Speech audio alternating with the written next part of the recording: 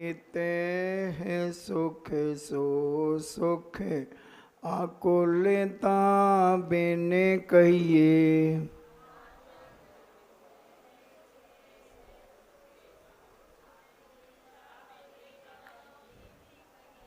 पाठ करना है आप सब एक साथ।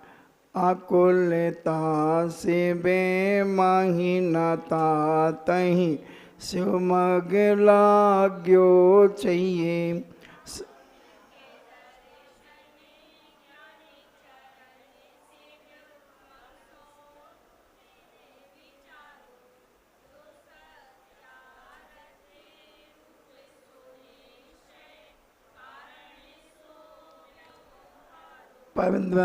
व्यनिते भिन्न आप में रुचि सम्यक भला है।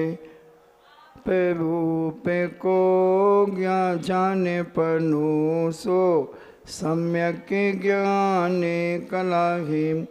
आप रूप में लीन रही थे सम्यक चारित्व सोई। अव्यवहार मोक्ष मग सुनिए हेतु नियत को होई। जीवे अजीवे तत्व अरुआ स्व बंदहु संबर जानो। निर्जय मोक्ष कहे जिन तिन को जो को त्यों सावधानो।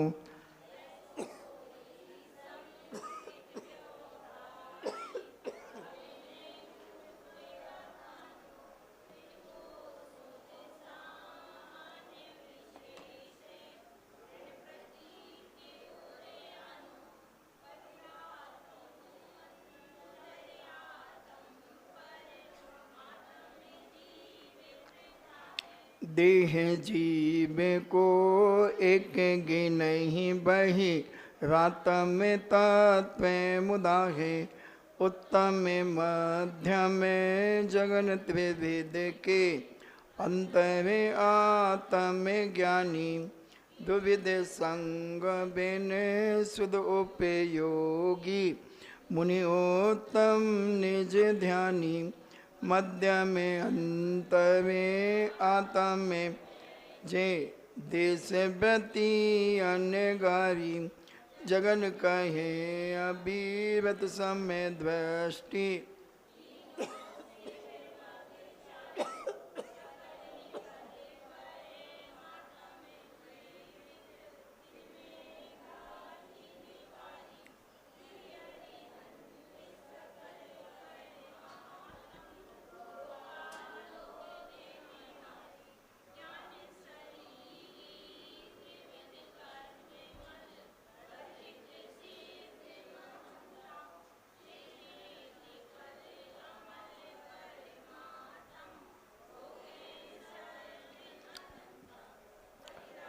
तमिता है ये जानी तजे अंत में आत्म हो जई। परमात्म को ध्याय निरंतर जो नित्य आनंद पूजई। चैतन्यता बिन सो अजीब है पंच भेदता के हैं। पुद्गल पंच बरन रस गंध दो फरस बसु जाके हैं। जी पुद्गल को चलन सहाई।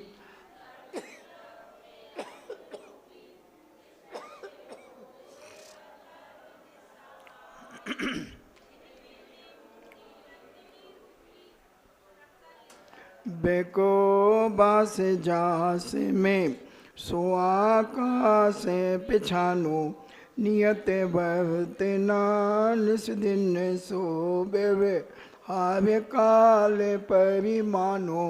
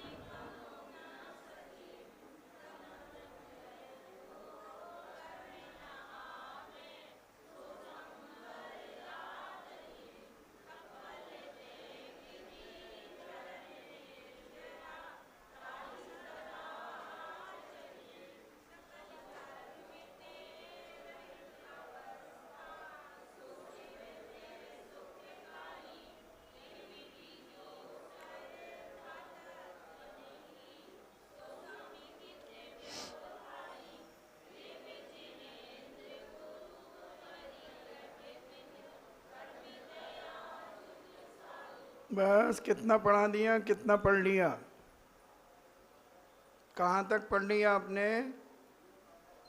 पाठ कहाँ तक कर लिया? हमने 10वां पढ़ा ही नहीं।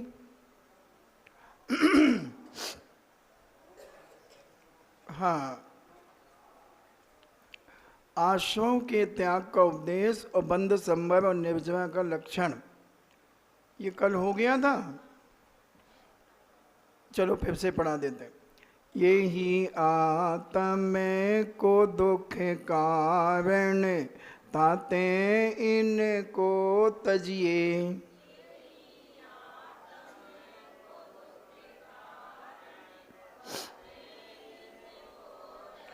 जीवे प्रदेश बंधई विधि सो बंधन कबहु ना सजिए।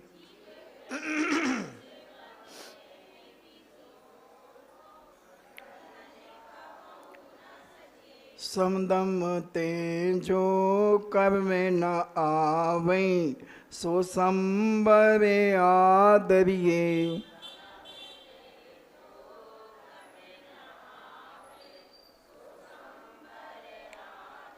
तप बल तई विधि झरन निर्जरा, ताहि सदा आचरिए।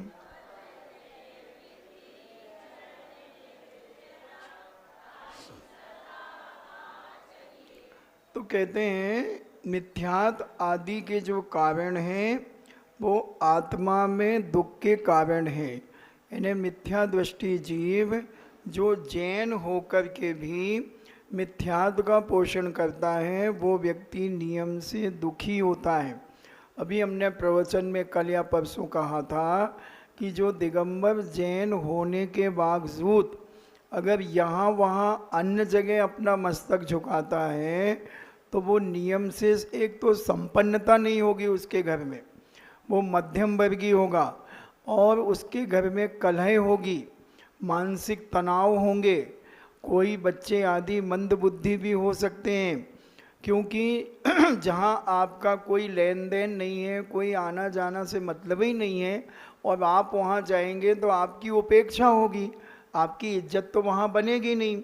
इज्जत तो वहाँ बनेगी जहाँ आपका कोई ना कोई कांटेक्ट है।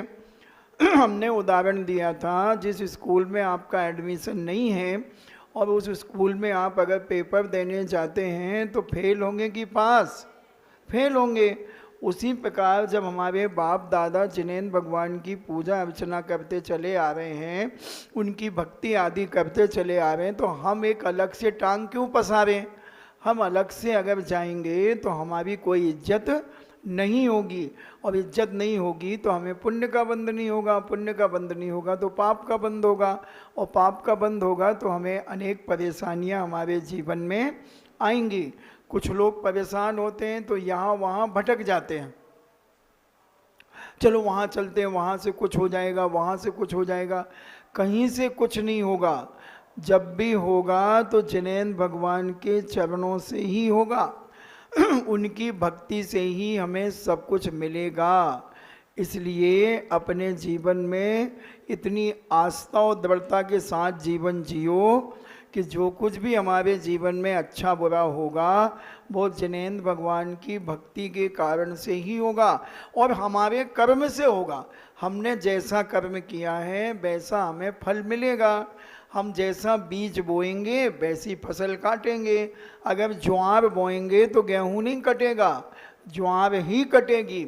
अगर हमने किसी को रुलाया है तो हमें भी रोना पड़ेगा और अगर हमने किसी को हंसाया है तो हम भी हंसते रहेंगे।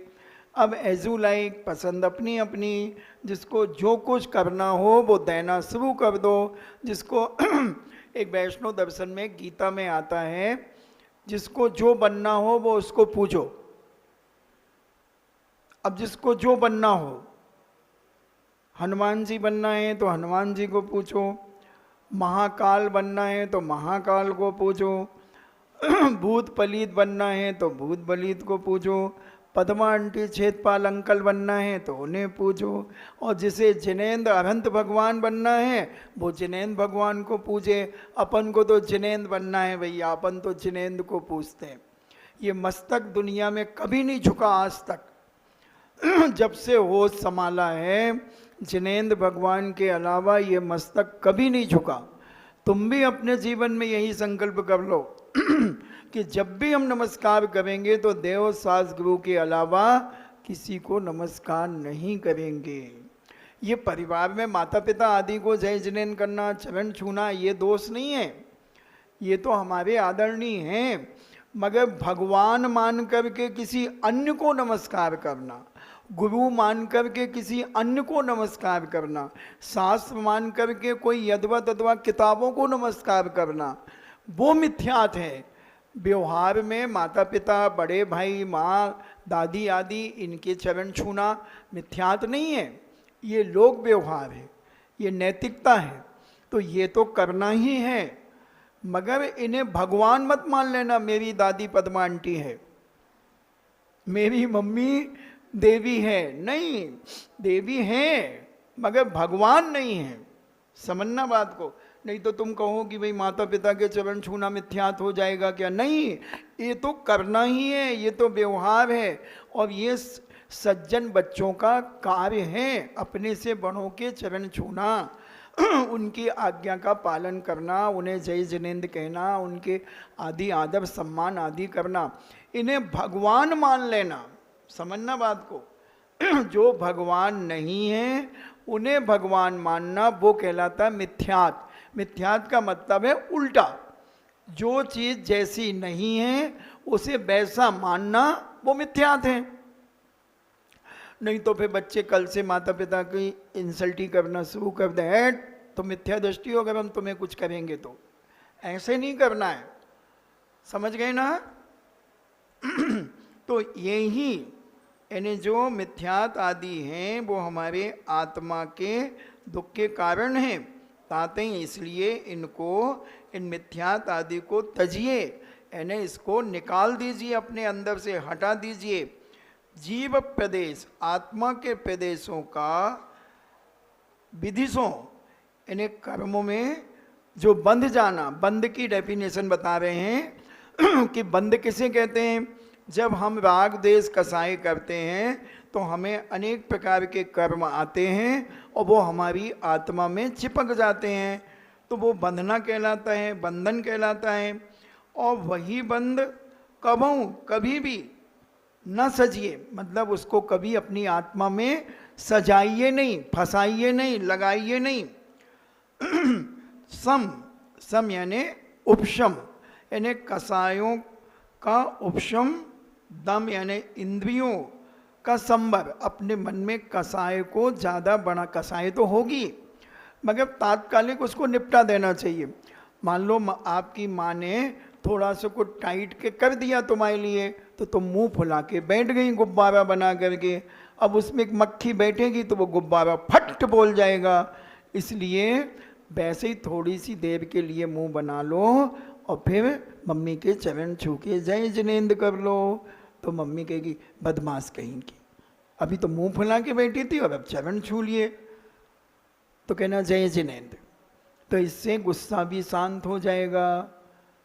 और गुस्सा करना किससे और गुस्सा अगर आ भी जाए तो बढ़िया मटके का एक गिलास पानी लो और धीरे धीरे पीना शुरू कर दो। जैसे दूध उबलता है तो मम्मी क्या करती है, माँ एक चम्मच पानी लेकर को दूध में डाल देती है, तो दूध उबलना बंद हो जाता है और फिर उसे सिगड़ी से उतार लेती है। उसी प्रकार समझदार माता पिता, बेटा बेटी, बहू, बाल बच्चे जब गुस्सा आए तो 2-3 घूंट पानी पी लो। जब अंदर का खून उबलता है तो उसमें ठंडा ठंडा पानी जाएगा तो गुस्सा शांत हो जाएगा। एक और गुस्सा रोकने का तरीका है, जब क्रोध आए तो पानी भर लो, ना अंदर ले जाओ और ना बाहर निकालो, मुंह में भर लो। अब गुस्सा करो, कौन माई के लाल में दम है गुस्सा करने की। पानी अंदर भी नहीं जाना चाहिए और बाहर भी नहीं निकलना चाहिए, मुंह में भर गया पानी। अब गुस्सा करेंगे ही नहीं। या फिर स्थान चेंज कर दो, इस कमरे में बहस हो रही थी, गुस्सा आने वाला था, दूसरे कमरे में चले जाओ। और नहीं तो अपने माला उठाओ, नमो विंताणम नमो सिद्धाणम, माला फेरने लगो, या मौन हो जाओ। अब इतना नहीं बनता महाराज जी, हमें तो कुछ कहना ही है, हमें तो जवाब देना ही है, तो दो। क्या कहना जवाब में? जब बहुत देर हो जाए, सहन शक्ति से बाहर हो जाए, नमो विंताणु नमो सिद्धाणु नमो अभियाणु नमो ज्ञाणु नमो, खूब जोर से 2-3 बार नमो का मंत्र पढ़ दो। तो माँ क्या बड़ी धर्मात्मा ही नमो का पढ़ने लगी, काम धाम तो करती नहीं, और डांट दो तो मुंह फुला लेती है, बड़बड़ करती है। फिर कह दो नमो विंताणु नमो सिद्धाणु नमो अभियाणु नमो ज्ञाणु, सब लोग हंसने लगेंगे, गुस्सा खत्म हो जाएगा। तो सीखो कला। फिर समदमते, तो जो हमारी कसाएं आदि हैं, इनका इंद्रियों का दमन करो, इनको शांत करो, और कर्म न आवई सो संबर आदमी। तो जब नए कर्म नहीं आएंगे तो वो संबर हो जाएगा। जैसे यहाँ से लोग आ रहे हैं और अपन ने ये गेट बंद कर दिया, तो अब लोग आएंगे ही नहीं, तो ये संबर हो जाएगा। तो ऐसे ही जब अपन क्रोध आदि नहीं करेंगे, मिथ्याद आदि का पालन नहीं करेंगे, तो हमारे कर्मों का आना रुक जाएगा, तो वो संभव आ जाएगा। तप बलते विधि झरन निर्जरा ताही सदा आचरिए। और थोड़े छोटे नियम आदि लेकर के हम उसको तप कहते हैं। कोई भी नियम ले लिया कि आज हम 1 घंटे पानी नहीं पिएंगे, जब प्यास लगेगी तो हम 15 मिनट बाद पानी को पिएंगे। आज अष्टमी है, आज हम बाजार की कोई भी चीज़ नहीं खाएंगे, हमारे माँ के द्वारा जो कुछ हमें दिया जाएगा उसे हम ग्रहण करेंगे, ये भी तप हो गया। तो कहते हैं तप बलते विधि झरन निर्जरा, यानी तप के प्रभाव से हमारे अनेक प्रकार के कर्मों की निर्जरा हो जाती है। निर्जरा का मतलब है झड़ जाते हैं। जैसे आम के मोर लगता है और उस मोर में से फूल बहुत सारे झड़ जाते हैं, या छोटी छोटी अमियाँ आंधी तूफान से टूट करके नीचे गिर जाती हैं। ऐसे ही हमारे कर्म भी आत्मा में जो चिपके हुए थे वो झड़ना चालू हो जाते हैं, थोड़े थोड़े रूप में उनकी निर्जरा कहलाती है। उस निर्जरा को सदा आचरिए, ऐसा अपनी आत्मा में ऐसा आचरण सदा करते रहिए, जिस आचरण के माध्यम से हमारे कर्मों का, इसे क्षय भी कहते हैं, झड़ना भी कहते हैं, निर्जरा भी कहते हैं। तो ऐसा कार्य अपने जीवन में सदा करो। ऐसे काम करो कि नया कर्म का बंध ना हो और पुराने कर्म हमारे झड़ते रहें। अब मोक्ष तत्व का लक्षण और व्यवहार सम्यक दर्शन का स्वरूप कहते हैं। सकल कर्म ते रहिते अवस्था, सो शिव थे वे सुखकारी।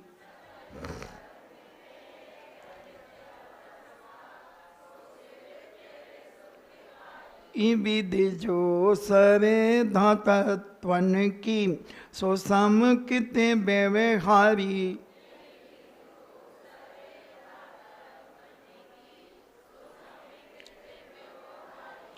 यानी जो सकल कर्मों से रहित हो जाते हैं वो शिव यानी मोक्ष में स्थिर हो जाते हैं, रुक जाते हैं, और वही सच्चा सुख माना जाता है।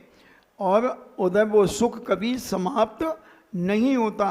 जब पूरे 8 कर्म नष्ट हो जाते हैं, शिव कहो, मोक्ष कहो, मुक्ति कहो, ये सब इसके पर्यायवाची हैं। और वहाँ पर क्या होता है, स्थिर हो जाते हैं, बिल्कुल ना वहाँ हिलते हैं ना डुलते हैं, बिल्कुल जैसे यहाँ से गए हैं वैसे ही वहाँ स्थिर हो जाते हैं। मगर उनकी आत्मा में अलौकिक आनंद आता रहता है।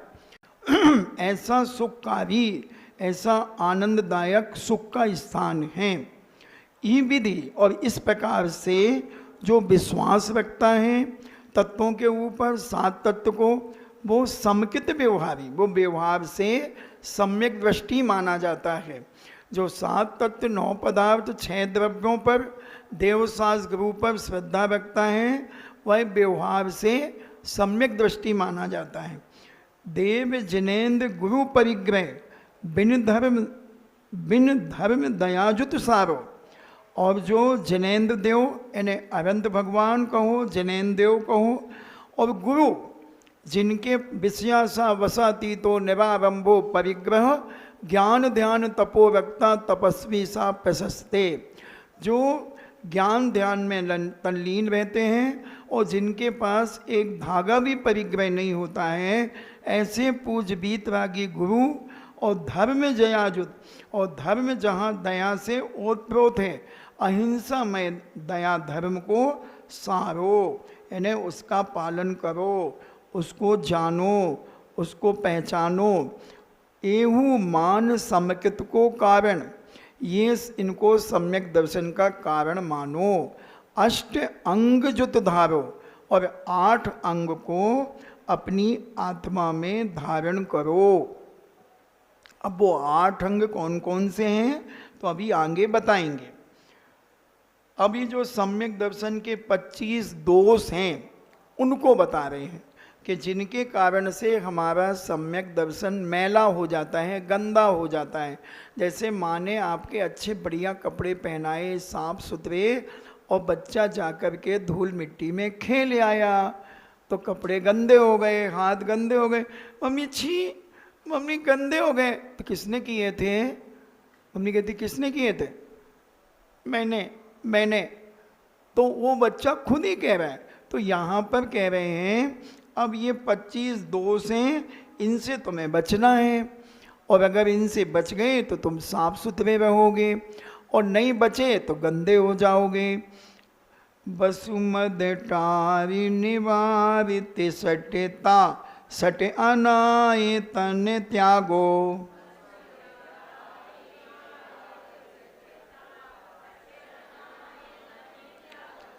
वसु यानी 8, मद यानी अहंकार, ईगो, इनको टाल करके, इनको छोड़ करके, यानी 8 मद जो होते हैं वो भी आगे बताएंगे कौन से 8 मद होते हैं।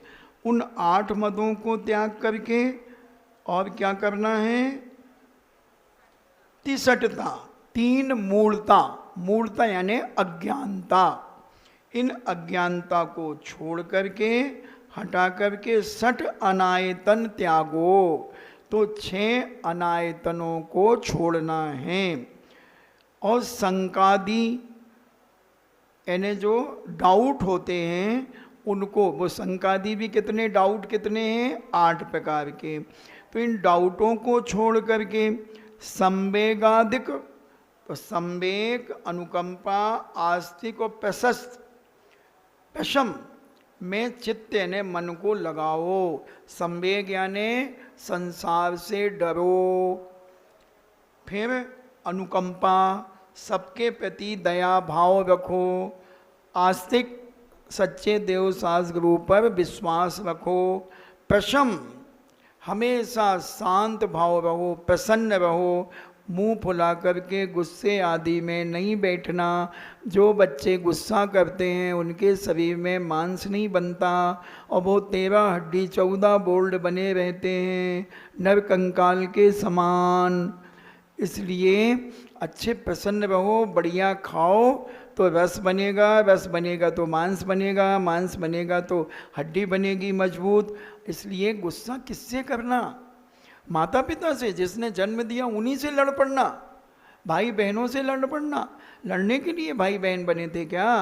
लड़ने के प्रति माता पिता बने थे क्या? लड़ने के लिए विवाह किया था क्या पति पत्नी ने? किस लिए विवाह किया था? सुख शांति के लिए। मगर तुम तो छोटी छोटी बात में लड़ते रहते हो दिन भर, तो फिर शादी क्यों की थी? लड़ने के लिए नहीं। ये सब चीज़ें ध्यान रखना चाहिए। फिर कहते हैं अष्ट अंग अरु दोष 25 तिन संक्षेप कहिए। 8 अंग मिलाकर के जो 25, 8 अंग अरु और 25 दोष, तिनको बहुत शॉर्ट में हम कहेंगे। बिन जानते दोष गुणन को कैसे तजिए गइए। जब तक हम अपनी गलतियों को नहीं जानेंगे तब तक उन्हें कैसे छोड़ेंगे। इसलिए वो कहते हैं बिन जानते दोष गुणन को कैसे तजिए गइए। तो अब वो 25 दोष क्या हैं वो बताएंगे और 8 अंग क्या हैं वो बताएंगे। ठीक है। जिन बच में शंका न धार, वैसे भोज सुख वांछा भानई।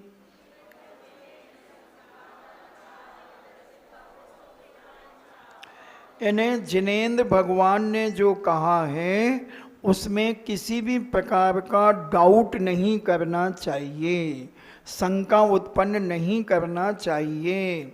ऐसा जिनेंद्र भगवान ने जो भी तत्वों का उपदेश दिया है वो हमें अपने जीवन में नहीं करना चाहिए। तो वो निशांकित अंग कहलाता है, निशंक बिल्कुल नहीं। जिनेंद्र भगवान ने कहा है ये अन्यथा हो ही नहीं सकता। जिनेंद्र भगवान से ज़्यादा दुनिया में कोई जानता ही नहीं है। उन्होंने जो कहा है उसमें किसी प्रकार का विकल्प नहीं करना, संदेह नहीं करना, कोई डाउट नहीं करना। तो ये पहला अंग हो जाता है निशांकित अंग।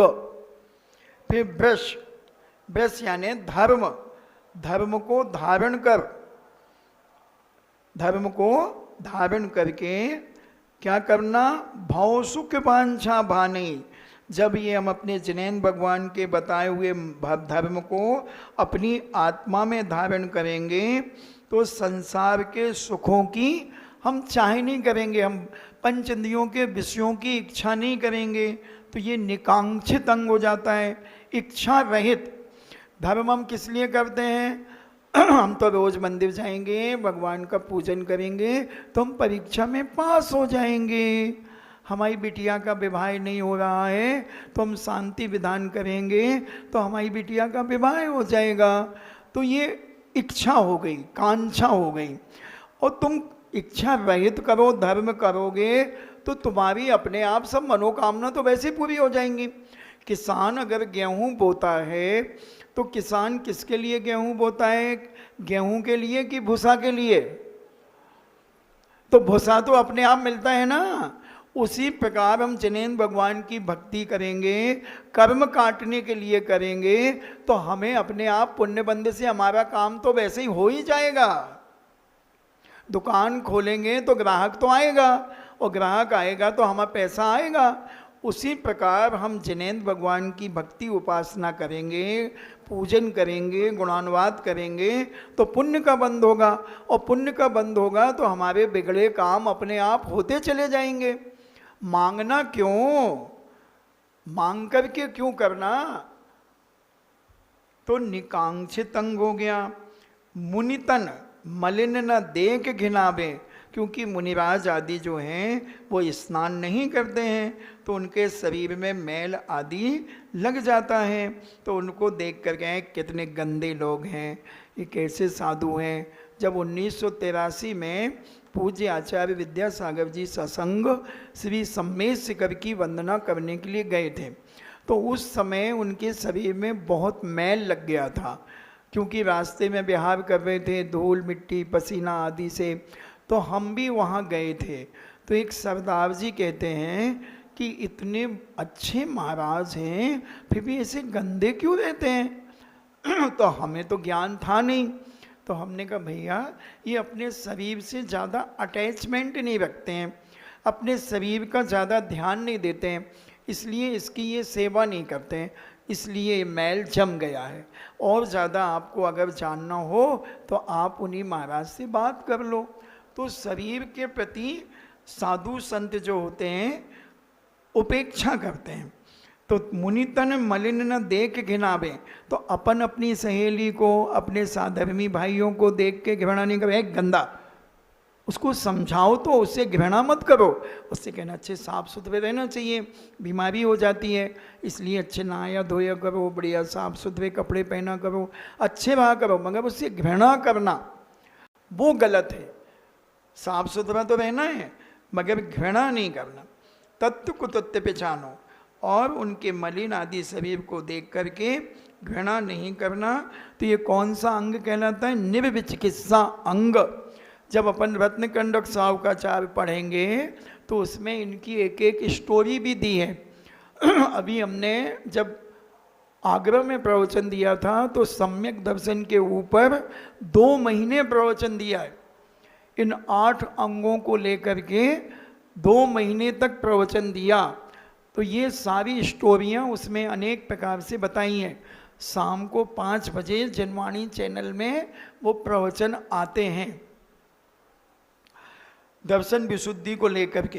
तो ऐसे तत्व कुतत्व पहचाने, तत्व क्या है, कुतत्व क्या है, यानी सही क्या है और गलत क्या है, इसकी पहचान करना वो अमूढ़ दृष्टि अंग कहलाता है। फिर कहते हैं निज गुण अरु पर अवगुण ढाकई वा नज धर्म बढ़ावई।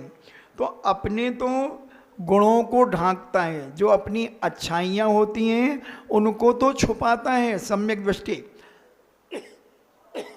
और दूसरों के अवगुणों को छुपाता है।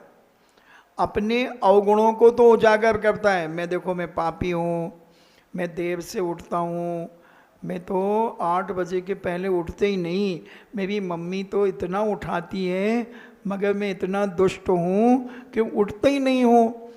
अच्छा, और आप तो कितने अच्छे हैं, आप तो 5 बजे उठ जाते हैं, आप मॉर्निंग वॉक के लिए भी जाते हैं, हाँ आप एक्सरसाइज भी करते हैं, हाँ आप तो सब कुछ अच्छा करते हैं, मगर मैं देखो पापी, मैं नहीं कर पाता।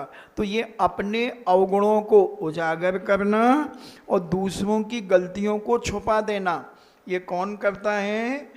ये सम्यक दृष्टि जीव करता है। वो उपगूहन अंग वाला माना जाता है, यानी दोषों को छुपा देता है और गुणों को उजागर कर देता है। और अपन क्या करते हैं? अपने गुणों को तो खूब बखान करते हैं, मेरा बेटा ऐसा, मेरी माँ ऐसी, मेरे पति ऐसे, पप्पू के पापा ऐसे, सब दुनिया की तारीफ करेंगे। और दूसरा कुछ अपनी कहेगा, अब भाई हम चलें, अब टाइम हो गया, देखो बच्चों को रोटी वोटी बनाना होगी। तो अपनी रामायण तो सुना दी और दूसरों की बात सुनने के लिए टाइम नहीं है। तो ऐसे व्यक्ति दूसरों के दोषों का उजागर करते हैं, वो मिथ्या दृष्टि कहलाते हैं। और अपने अवगुणों का जो उजागर करते हैं और दूसरों के गुणों को उजागर करते हैं, दोषों को छुपा देते हैं, वो सम्यक दृष्टि कहलाते हैं। उपगूहन अंग, हाँ क्या कहते हैं? अमूढ़ दृष्टि हो गया। निज गुण अरु पर अवगुण ढाकई, यानी अपने गुणों को छुपाना और दूसरों के गुणों को उजागर करना। तो ये, और निज धर्म यानी अपनी आत्मा को बढ़ावा देता है। इससे क्या होता है? अपने दोषों को उजागर करना, दूसरों के दोषों को छुपाना, और अपने दोषों को उजागर करना, दूसरों के गुणों को उजागर करना, और अपने गुणों को छुपाना और दूसरों के गुणों को उजागर करना, ये उपगूहन अंग कहलाता है। इससे हमारी आत्मा का विल पावर बढ़ता है, राग द्वेष कसायों से हम बच जाते हैं, दूसरों की निंदा करने से बच जाते हैं, तो समाज में हमारी इज्जत बनती है। वो कहते हैं देखो ये आदमी यहाँ वहाँ की बातें नहीं करता, दूसरों की कभी बुराई नहीं करता। ऐसे भाव हमें अपने जीवन, हमें लाख मालूम है किसी के बारे में, मगर हम क्यों बताएं? हमें क्या लेना देना है? वो जाने, उसका काम जाने, उसने गलत किया था हमें मालूम ही है, मगर हम क्यों किसी से कहें? मगर बड़ा रस आता है दूसरों की बुराइयां करने में। मंदिर से रोज तो बाई जी 7 साढ़े 7 बजे चली जाती थी, मगर एक बाई किसी पड़ोसी की बुराई सुना रही थी तो वो 8:30 बजे तक घर नहीं पहुंची। बेटा आ गया लेने, माँ घर चलो ना, बस बेटा वही चलते हैं, अभी तो 8:30 ही तो बचे। तो भाई तुम तो रोज़ 7:30 बजे आ जाती, आज काहे लेट हो? अब तनक बातें कर रहे थे, बस सुना रही थी, तनक होते की बातें हम सुनिया रहे थे। तो पाप कर रही थी, पाप पुण्य नहीं कर रही थी, मंदिर में गुट्ट बना बना के इधर उधर बैठ करके ये बातें जो करना, ये पाप बंध के कारण हैं। और जब ये पाप उदय में आएगा तो तुम्हें भी कोई लांछन लगाएगा। जनक नंदिनी सीता ने क्या किया था? कुछ नहीं किया था, बस उनने इतना ही कहा था, काय के महाराज देखो उस स्त्री से बातें कर रहे हैं। अब वो सगी बहन थी उनकी, आरिका बन गई थी, सुदर्शन मती उन आरिका का नाम था और इनका सुदर्शन सागर नाम था, ऐसा पद्म पुराण में आता है।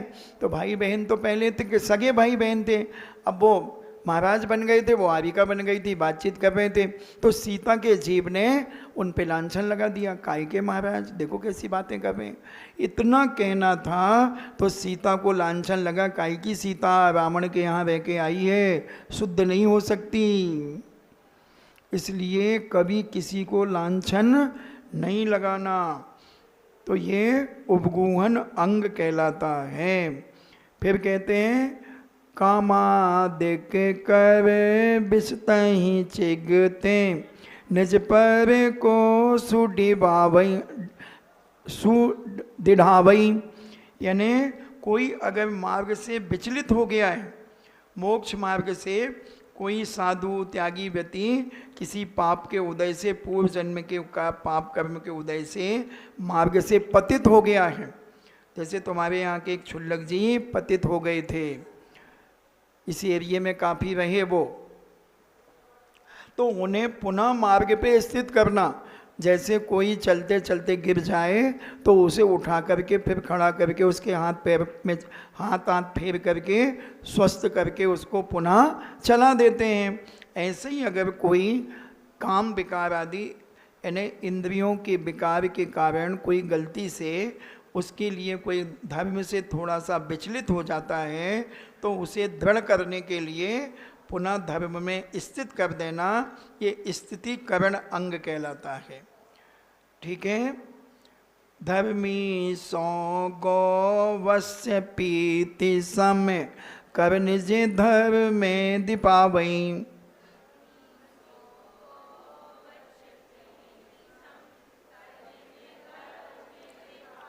तो जो अपना साधर्मी भाई है, अपने समाज के लोग हैं, अपने से बड़े छोटे आदि कोई भी हैं, उनसे कैसी दोस्ती करना? जैसे गाय अपने बछड़े से प्यार करती है निस्वार्थ। गाय बछड़े से स्वार्थ के बस करती हैं कि ऐसे ही सहज में करती है? क्योंकि वो बछड़े को जब छोटा बच्चा होता है तो उससे बहुत प्रीति करती हैं, बहुत लगाव रखती हैं, स्नेह करती हैं। तो इसको जैनाचार्यों ने वात्सल्य अंग कहा। जैसे विष्णु कुमार महाराज की कथा आती है, 700 मुनिराज को जब उपसर्ग किया गया तो उन्होंने अपना मुनि पद को छोड़कर और उनकी वैयावृत्ति आदि की। तो ऐसे वात्सल्य अंग अपने साधर्मी के प्रति करना चाहिए। कोई परेशान है तो उसकी परेशानियों को निपटाना चाहिए, किसी को खाने पीने की परेशानी है तो उसकी व्यवस्था करना चाहिए, बीमार है तो औषधि दान आदि करना चाहिए। ये सब वात्सल्य भाव कहलाता है, वात्सल्य अंग कहलाता है। जिन धर्म दीपावे, और ऐसा वात्सल्य अंग स्वार्थ के वशीभूत नहीं कि हम इनका सहयोग करेंगे तो ये भी हमारा सहयोग करेंगे, नहीं, हम अपना कर्तव्य मान करके उनकी वैयावृत्ति करें निस्वार्थ भाव से, तो ये वात्सल्य अंग कहलाता है। जिन धर्म दीपावे, और इससे जैन धर्म की प्रभावना होती है। लोग कहते देखो कितने अच्छे लोग हैं, कंबल ठंड में कंबल गरीबों को बांटते हैं, भूखे को भोजन देते हैं, बीमार को औषधि देते हैं, तो इससे जैन धर्म की प्रभावना होती है। तो ये प्रभावना अंग हो जाता है। इन गुणते विपरीत दोष वसु तिनको सतत खेपावई, और इन 8 अंगों से जो उल्टा है उसको सदा खिपावई यानी खिरा देना चाहिए, दूर कर देना चाहिए।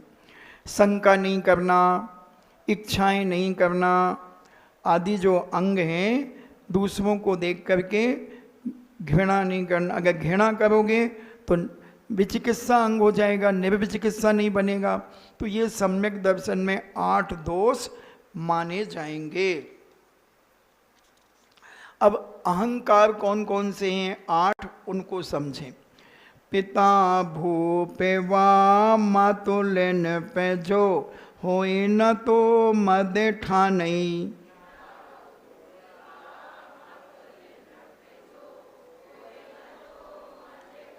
मदना रूप को मदना ज्ञान को धन बल को मद भानई।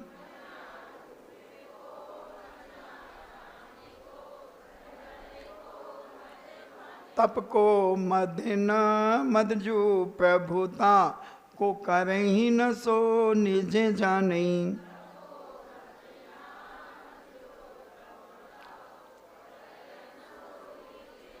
मद धारई तऊ यही दो से बसु समकित को मल ठानई।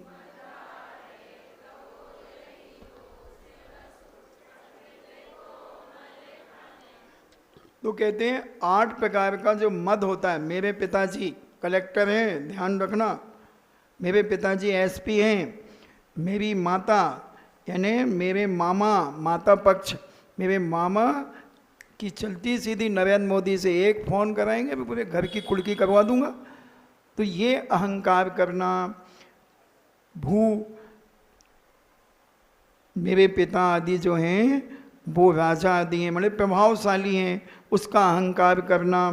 मेरी माता की, मेरी मम्मी की इतनी चलती है, 1 मिनट में फ़ोन करेगी अभी कलेक्टर मेरे घर आ जाएगा, इतना प्रभाव है मेरा। पुलिस वाले तो मेरे आगे पीछे घूमते हैं। ऐसे अहंकार करना।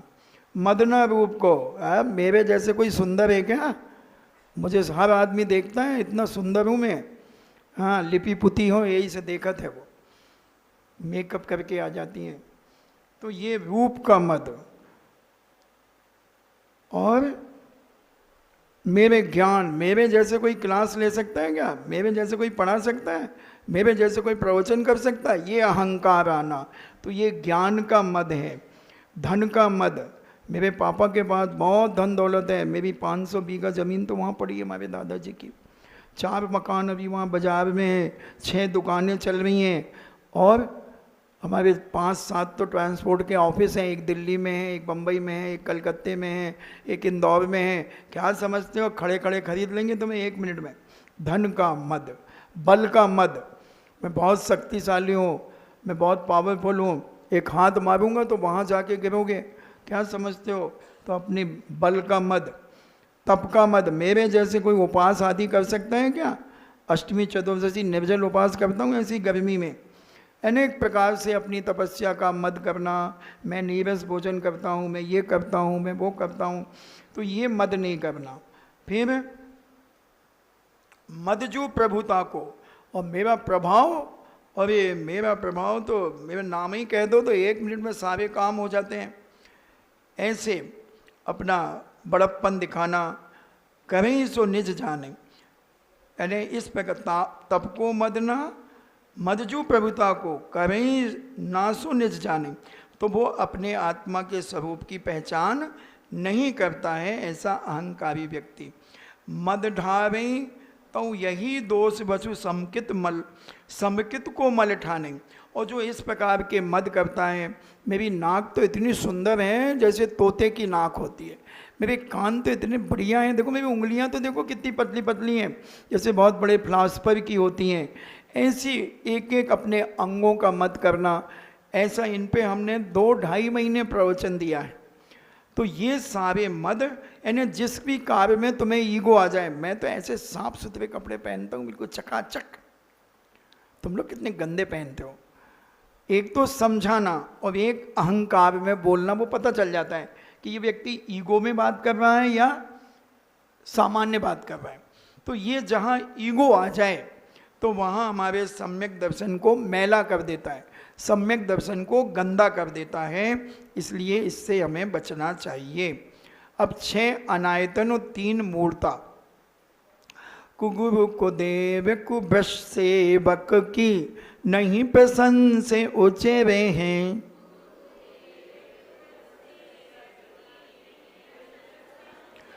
जिन मुनि जिन सुते बिन कुगुरादिक तिने न नमन करे हैं।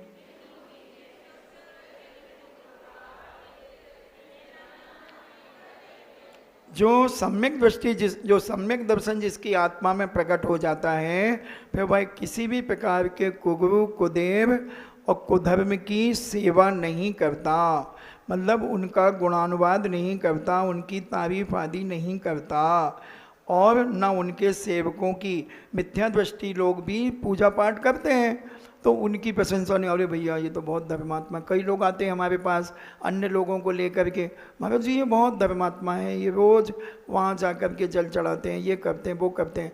तो ये सम्यक दृष्टि नहीं करेगा, ये मिथ्या दृष्टि करेगा। कुगुरु कुदेव को धर्म की उनकी भी प्रशंसा नहीं करेगा, उनकी सेवा करने वालों की भी प्रशंसा नहीं करेगा। जिन देव और जिन मुनि जिन सुत भिन्न कुगरादिक तिने न नमन करे हैं, और जिनेन देव के अलावा और दिगंबर मुनिराजों को और जिनेन भगवान के द्वारा जो वाणी कही गई उन्हें छोड़ करके जो कुगुरु कुदेव कुधर्म को कभी नमस्कार नहीं करता।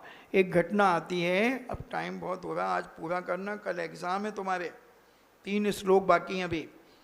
एक स्टोरी कल हमने दोपहर को सुनाई थी। दोपहर को भी बहुत सारे लोग आते हैं, उनको बहुत सारी चीज़ें हम बताते रहते हैं। अब अभिव्यक्त सम्यक दृष्टि की श्रेष्ठता एवं उदासीनता, दो से रहित गुण सहित, दो से रहित गुण सहित सुधीजे सम्यक दर से सजे हैं।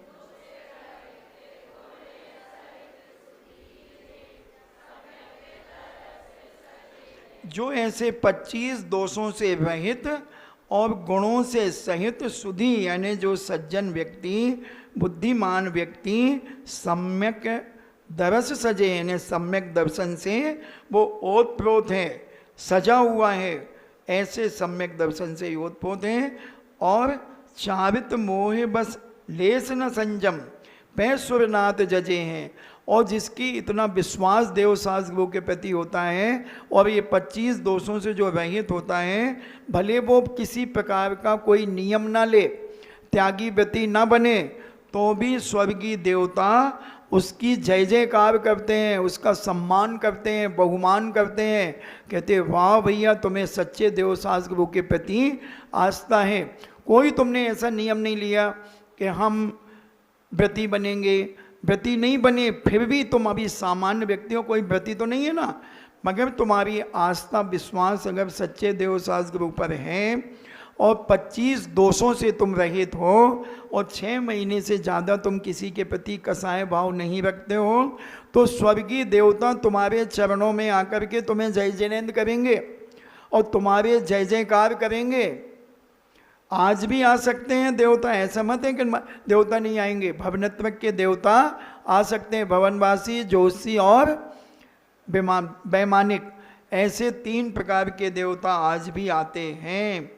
गेही पे ग्रह में न रचई जो जलते भिन्न कमल है। तो सम्यक दृष्टि कैसा रहता है, घर में रह के भी वह आसक्त नहीं होता, अटैचमेंट नहीं रखता, हर चीज़ में अपने काम से काम रखता है। जैसे उदाहरण क्या दिया उन्होंने, जल से जलते भिन्न कमल है, जैसे कमल का फूल तालाब में खिलता है मगर पानी से ऊपर रहता है और जड़ उसकी कीचड़ में रहती है, उसी प्रकार जो सम्यक दृष्टि जीव होता है वो घर गृहस्थी में रहता हुआ भी उसमें रचा पचा नहीं रहता, अपने काम से काम, बहुओं को नेंदना छेंदना नहीं, बहुएं क्या कर रही हैं उनको उंगली नहीं उठाना, ठीक है अपने तो 2 टाइम की रोटी खाई, अपने अरण सिद्ध कर रहे हैं, और यहाँ वहाँ की बातों से सम्यक दृष्टि बचता है। नगर नारी को प्यार यथा कांदे में हेम अमल है। जैसे बेश्या होती है, नित्यांगना होती है, वो प्यार तो करती है, क्या वो सच्चा प्यार करती है उस पुरुष से? वो तो पैसे से प्यार करती है, पैसा देते जाओ तो प्यार करती रहेगी, और पैसा नहीं दिया तो सेप्टिक टैंक में पटक देगी। हमारे यहाँ एक चारू कीर्ति की कहानी आती है। तो ऐसे तो वो कह रहे हैं नगर नारी को प्यार यथा, नगर नारी किसे कहते हैं? जो दुराचारणीय स्त्रियां होती हैं, जिनके कैरेक्टर लूज होते हैं, वो नगर नारी कहलाती हैं। तो उनका प्यार तो आर्टिफिशियल होता है।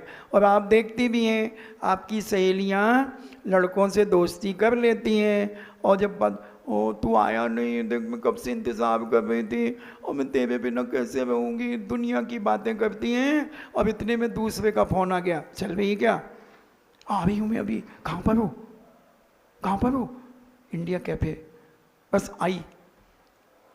और उसको फ़ोन काटा और वो गई उसके साथ, और रास्ते ही में तीसरे का फ़ोन आ गया। कहाँ पर है? यहाँ पर। कैसे हैं? स्कूटी। अरे पागल, स्कूटी छोड़, मैं कार लेकर के आया हूँ। हैं? चलूँ? हाँ चल। अब उसको भी छोड़ दिया और तीसरे के साथ कार में चली गई। ये दुष्चरित्रिणी कहलाती हैं, ये धोखेबाज कहलाती हैं। तो ऐसे ही बेस्या होती है। नगर नारी को प्यार यथा कांधे में हेम अमल है। तो कहते हैं ऐसे कीचड़ में जैसे सोना पड़ा रहता है, तो भी सोना कभी अशुद्ध नहीं होता है। ऐसे ही सम्यक दृष्टि घर में रह करके भी राग देश कसाय आदि से रहित रहता है और अपने जीवन को सदमार्ग पर लगाता रहता है। कोई सुनता ही नहीं। सासू बड़बड़ाए चाहे बहू बड़बड़ाए, सासू भी मस्त रहती है, बड़बड़ाने दे तुझे क्या, मैं तो अपने धर्म के काम में लीन रहूंगी। और बहू भी कहती है सासू बड़बड़ा भी, मुझे क्या फर्क पड़ रहा, मैं गलत तो कर नहीं रही हूँ, चिल्लाने दो। और अगर बहू बड़बड़ाती है तो सासू कहती है बहू बड़बड़ाने दो, मुझे क्या फर्क पड़ता है। ऐसे सम्यक दृष्टि लोग रहते हैं। अब सम्यक दृष्टि कहाँ कहाँ उत्पन्न होता है और कहाँ नहीं उत्पन्न होता है, वो कहते हैं। प्रथम नरक बिन सट भूजो तिसे बाने भवन सट नारी।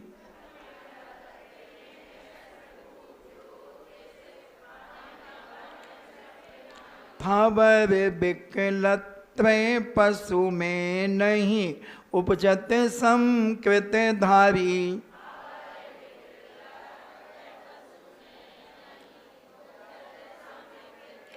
तो कहते हैं कि अगर किसी जीव ने पहले नरक आयु का बंद कर लिया और फिर बाद में सम्यक दर्शन प्राप्त किया है, तो वो पहले नरक से ज़्यादा नहीं जाएगा। और सटभू ज्योतिष, और क्या कहते हैं, वो 6 नरकों में नहीं जाएगा। सट यानी 6, भू यानी नरकों में। और ज्योतिष बान भवन सट नारी, और किन्नर नहीं बनेगा, स्त्री नहीं बनेगा, और भवनवासी जोशी विमान और व्यंतर आदि देव में भी नहीं बनेगा। और थावर यानी 5 स्थावर में भी उसका जन्म नहीं होगा। विकलत्रय यानी 2 इंद्री 3 इंद्री 4 इंद्री में जन्म नहीं होगा। और पशु भी नहीं बनेगा। उपजत समकित धारी, इन जगह सम्यक दृष्टि जन्म नहीं लेगा। गरीबों के यहाँ जन्म नहीं लेगा, अच्छे सेठ साहूकारों के यहाँ जन्म होगा सम्यक दृष्टि का। 3 लोक त्यों काल माई नहीं दर्शन सो सुखकारी। पूरे 3 लोकों में और तीनों कालों में सम्यक दर्शन से अच्छा कोई सुखकारी दर्शन नहीं है। इसलिए सम्यक दर्शन को अच्छी दृढ़ता के साथ अपनी अंतरात्मा में धारण करो। सकल धर्म को मूल यही, इससे बिन करनी दुखकारी।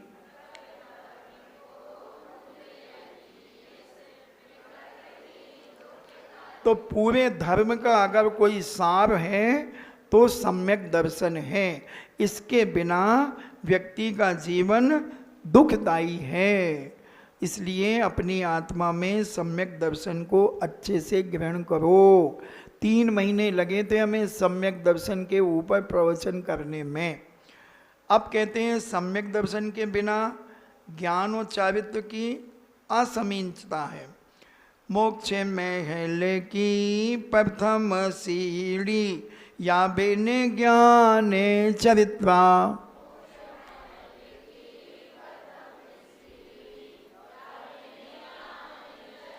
मोक्ष महल में यानी मोक्ष जाने के लिए सबसे पहली फाउंडेशन क्या है, पहली सीढ़ी क्या है, सम्यक दर्शन। और सम्यक दर्शन नहीं है और कितना भी ज्ञान हो जाए, कितना भी पवित्र कैरेक्टर धारण कर लो, उससे कोई फायदा होने वाला नहीं है। सम्यक न लहे सो दर्शन धारो भव्य पवित्रा।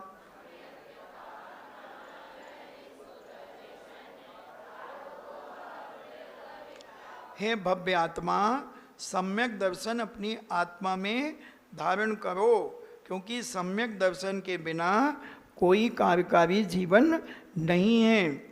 दौले समझ सुने चित सयाने, काले बिथा मत खोवई। तो दौलत राम जी अपने आप को समझा रहे हैं कि हे दौलत राम जी, अब चेत जाओ। हे सयाने यानी हे बुद्धिमान पुरुष, हे समझदार व्यक्ति, अब तुम अपने आप को चेत लो, होश में आ जाओ कि फालतू में समय यहाँ वहाँ की बातों में, राग देश कसाय में गमाओ मत, नष्ट मत करो। यह नर भव फिर मिलन कठिन है, जो सम्यक नहीं होवे। और ये मनुष्य पर्याय बार बार नहीं मिलती हैं, बहुत कठिनता से मिलती हैं। और सम्यक दर्शन नहीं होगा तो मनुष्य पर्याय भी नहीं मिलेगी। इसलिए अपने जीवन में सम्यक दर्शन को प्राप्त करो, फिर ज्ञान प्राप्त करोगे, फिर चारित्र प्राप्त करोगे तो मोक्ष तुम्हारे बहुत नज़दीक आ जाएगा, तुम मोक्ष के नज़दीक पहुंच जाओगे। ठीक 7 बजे अपनी क्लास पूरी हो गई। टाइम इज मनी, है ना। अभी महाराज साहब आए नहीं, तो अपन इसमें अब जिसको और कोई डिफिकल्टी हो तो आप पूछ लेना। मगर कल पेपर है ऑनलाइन, है पेपर बहुत सरल है, बहुत सरल। हमने कह दिया कि भैया हमने परीक्षा की दृष्टि से नहीं पढ़ाया, हमने तो उन्हें जैन बनाने की दृष्टि से पढ़ाया है। इसलिए आप पेपर को सरल बनाना, तो वो सरल बनाएंगे पेपर। तो इसलिए हमारा उद्देश्य क्लास रहने का यही था कि तुम्हारा मिथ्यात कैसे छूटे। बस मिथ्यात, इतना मिथ्यात है। आज अपन सहेलियों के सामने 7 बच्चे पता नहीं कहाँ कहाँ चले जाते हैं, एलिफेंट माउथ वाले के पास चले जाते हैं, कहाँ कहाँ चले जाते हैं। तो ये सारा मिथ्यात है, इससे बचना है। अपना जैसे मुसलमान भाई कट्टर होते हैं कि अपने धर्म के अलावा वो कहीं नहीं भटकते। भीख मांग लेगा मुसलमान भाई, मगर उससे कहो कि भाई भीख क्यों मांग रहे हो, कहता हमारे अल्लाह ताला ने ऐसे ही देखा होगा कि हमें भीख मांगना है तो हम मांग रहे हैं, अल्लाह ताला के खिलाफ नहीं जाएंगे हम। मगर हम थोड़ी सी परेशानी आ गई और कोई कहे क्यों भाई बहुत परेशान दिख रहे, अरे भैया बहुत परेशान, चलो हमारे साथ वहाँ चलो, फट से हम चले जाएंगे। मंदिर जाना छोड़ देंगे, मंदिर का द्रव्य लेकर के जा रहे थे और किसी ने कह दिया वहाँ चलो एक चमत्कारी बाबा आया है, अलग निरंजन, आगे डब्बा पीछे इंजन, हम दौड़ गए उसके पीछे, हम बीतरागी भगवान को छोड़ देंगे। तो ये सम्यक दृष्टि के लक्षण नहीं है, ये मिथ्या दृष्टि है। ये कभी संपन्न नहीं होंगे ऐसे आदमी, न ये सुखी रहेंगे, इनके घर में कलह मची रहेगी, राग देश होगा, झगड़े टंटे होंगे, मन विक्षिप्त होगा, बीमार रहेंगे, अनेक प्रकार से इनके घरों में परेशानियां रहेंगी। और जो देव सास गुरु के अलावा कहीं मस्तक नहीं झुकाता, वो भले कम अमीर रहेगा मगर बिंदास रहेगा, 2 टाइम की रोटी शांति से खाएगा, चेहरे पे बेंच मास सिकन नहीं होगी, आनंद में जीवन जिएगा। इन्हीं मंगल भावना के साथ जिनवाणी स्तुति, जिनवाणी के ज्ञान से सूझे लोका लोक, सो वाणी मस्तक धरो सदा दे तू धोक। 9 बार नमोकार।